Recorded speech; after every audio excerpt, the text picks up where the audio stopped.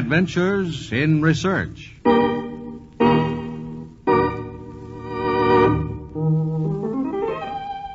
We do take a lot of things for granted. Water, air, earth, sun, ice. Well now, ice. Perhaps you never heard of the man who invented ice.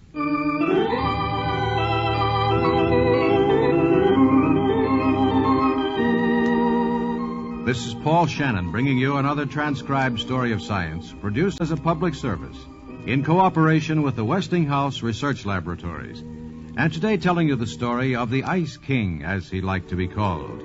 And he also liked to think he invented ice. This notion seemed absurd to the New Englanders at the dawn of the 19th century. Invent ice? With lakes, rivers, and streams frozen over?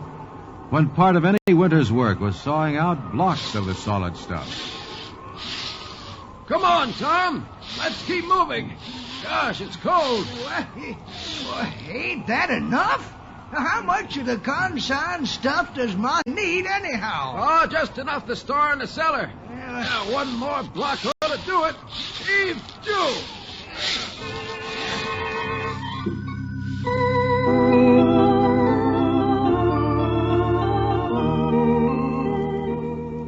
While such scenes were common in the northernmost states, a young chap named Frederick Tudor of Boston found the winter months more pleasant on a ship headed for the West Indies. Ah, there, Tudor. Another fine day for sailing. Ocean smooth as glass, eh? Indeed. Oh, it's like a different world.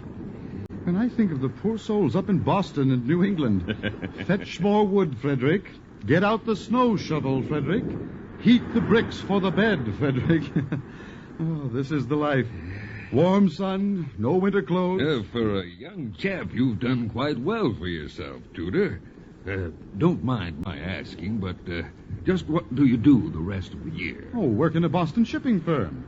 Started when I was 13. Oh, been there for 8 years. 8 years of cold winters and ice and snow. Well, see, you've left that far behind. Wait till you see the West Indies.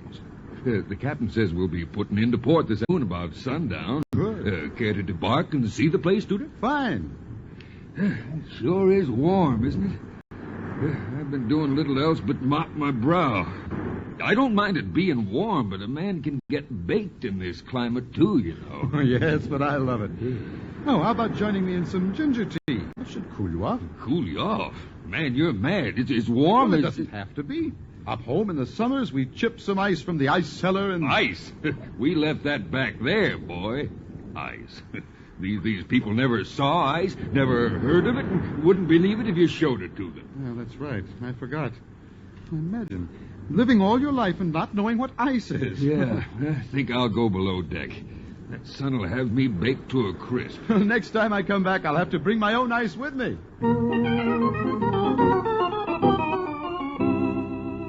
Back in his native Boston, young Tudor approached his father with a peculiar request. Dad, you know that pond you own up in Saugus? Uh-huh. What about it? Well, I wondered if I might be able to use it. Use it? Well, it's pretty well fished out. Just a few miles out of Boston. And the city is growing, so... Well, I don't want it for fishing. I want the ice. Yeah, in a few years... You want the what? The ice. When it freezes over this winter. Well, I don't see why not. Welcome to it, son. You're going to build another ice cellar? Go right ahead, lad. Take all of it you want. Thank you, Dad. Frederick, you're welcome to it, of course. Take all the ice on the pond. But what do you intend to do with it? Not that it's any of my business, of course, but then... Well, thanks again, Dad. Frederick, as I say, it's none of my affair. The ice is there for the taking. What you want with it is your own concern. Of course. I mean, well, hang it, son. What are you going to do with a whole pond full of ice? That is... Well, now, mind you, I know you have a good reason for it, I'm sure, but then... Well, I do, Dad. I'm going to take the ice down to the West Indies. I see. Well, I knew you'd have a sound, sensible, sane... You what?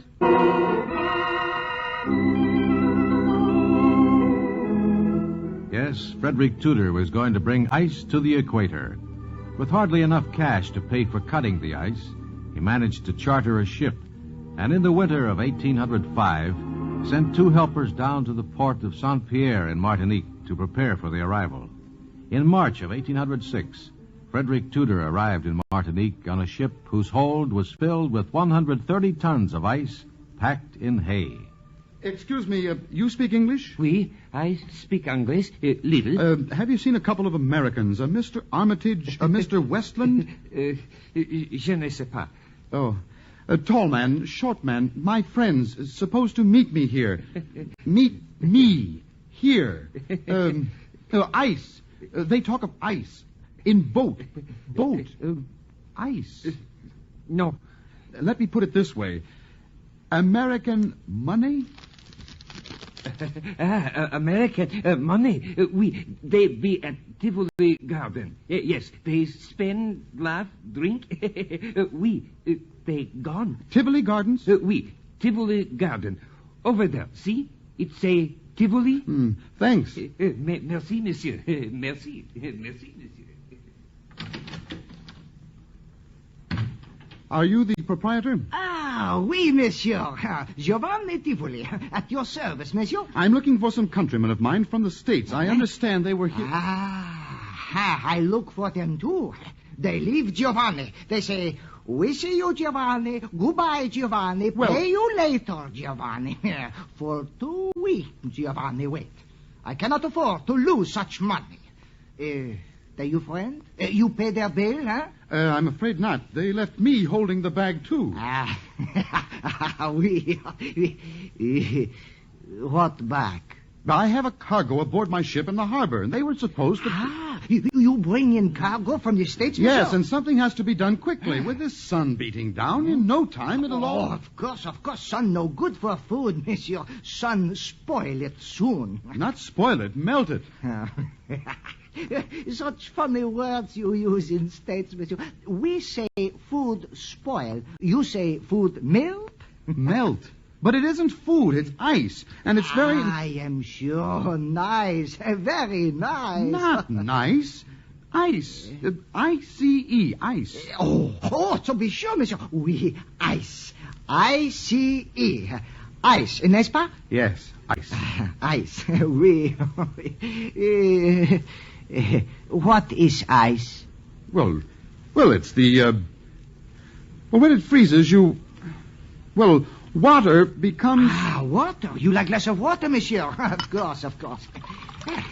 There you are, monsieur. Water. Compliment Tivoli Gardens. A very nice establishment you have here. Like in the States, no, monsieur? Just like in the States? Well, sort of. Of course, in the States we have ice. Tivoli Gardens, as good as States, monsieur. Nothing you have there that Giovanni does not have here. Well, you lack just one thing. If you had that, then indeed your Tivoli Gardens would be as great as any American restaurant. What do we not have? Giovanni has everything. Look, coffee, tea, home-baked cake, monsieur. But where is your ice? Ice? Ice. In States, monsieur. Every place has this ice. Wouldn't dream of opening without it. Unheard of. Tivoli Gardens as good as any place. I, too, can have ice. You say you have a shipload of this ice in harbor, monsieur? Oh, I do, but, I've already promised it to... Promised? I buy this ice. I pay double. You sell to me, eh? Well, you're a hard businessman, Giovanni. All right. I'll sell you the ice. Good, monsieur. One question, monsieur. Now I have the ice. What do I do with it? Why, you can make ice cream with it. Oh, ice cream? Oui, of course. Ice cream. What is this ice cream? You never heard of ice cream? Never, monsieur. Well, you will, Giovanni, and all Martinique will. You have some milk, sugar, flavorings? Oui. Here, take my coat. I'll start in making some ice cream right now, and by tomorrow, Tivoli Gardens will be the talk of Martinique. On the first night, Tivoli Gardens sold more than $300 worth of ice cream, and the customers crowded the place. The local newspaper hailed the event. This remarkable epoch in the history of luxury and enterprise began March 6th, 1806, when ice creams were eaten for the first time in the settlement of the country lying just 14 degrees north of the equator. And though the bringing of ice to Martinique might be hailed as a social success, financially, Tudor lost almost $3,500 due to the melting of the ice. But he tried it again, this time in 1815 in Havana, where startled natives saw the construction of a strange building. Mamma mia, he say it is an ice house. An ice house it was, with double partitions and dead space between the walls and heavy plank flooring. In the floor, gutters were embedded like eaves spouts, which caught the melted ice and conveyed it to a barrel outside. At the barrel, Frederick Tudor stood with the watch in his hand. Hour's up. Runoff amounts to 56 pounds. Now, that's too much. We'll need more hay to cover the ice. Better. 33 pounds in an hour. But not good enough. We'll bank earth around the building and try that. 18 pounds. We can't do much better than that.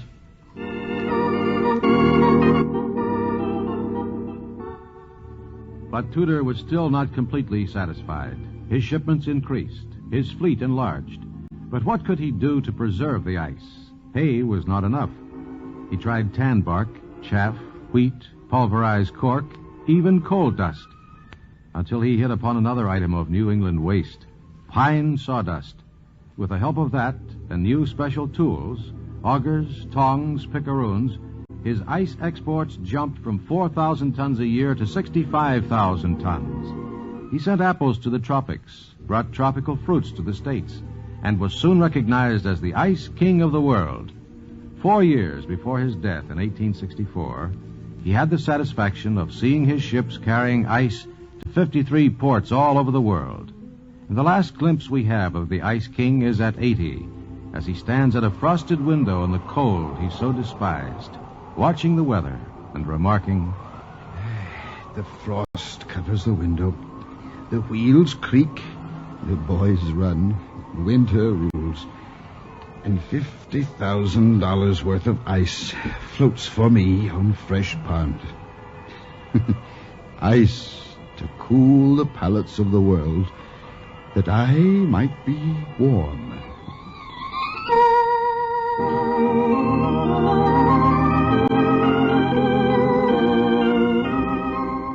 The world has come far since the days of Frederick Tudor and his shiploads of ice. And in no respect has it progressed further than in the science of refrigeration. Today, modern electric refrigeration and ice-making methods have long since made Tudor's enterprise out of date. But his discovery of better insulation to protect his ice helped push forward the day when the ice itself would be unnecessary.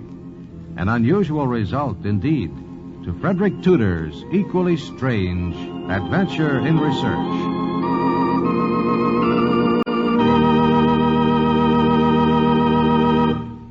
And that's today's Adventures in Research, produced in cooperation with the Westinghouse Research Laboratories.